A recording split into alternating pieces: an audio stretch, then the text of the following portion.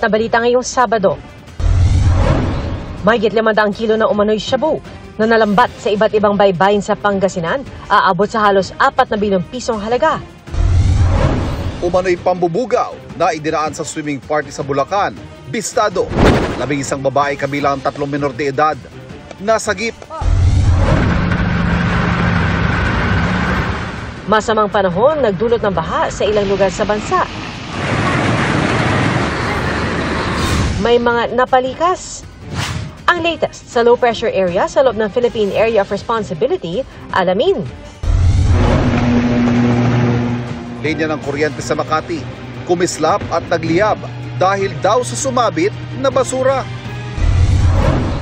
Shira Diaz at E.A. de Guzman, kamusta na kaya ang paghahanda para sa nalalapit nilang kasal?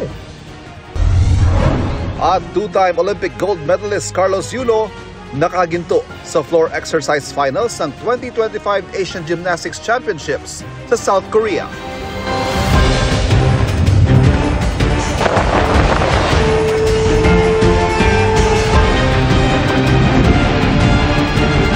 Nakatuto kami! Mahala ka!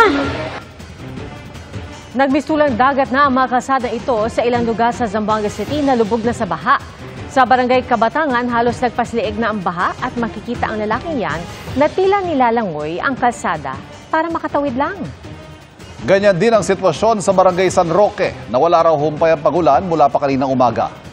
Ang latest dyan at iba pa mga inulang bahagi ng bansa, ihahatid namin maya-maya lang. Magandang hapon po!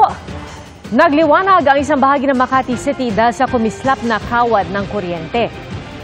Tinitignan sanhin nito ang itinapong basura mula sa isang gusali. Nakatutok si Jomera Presto. Makikita ang pagkislap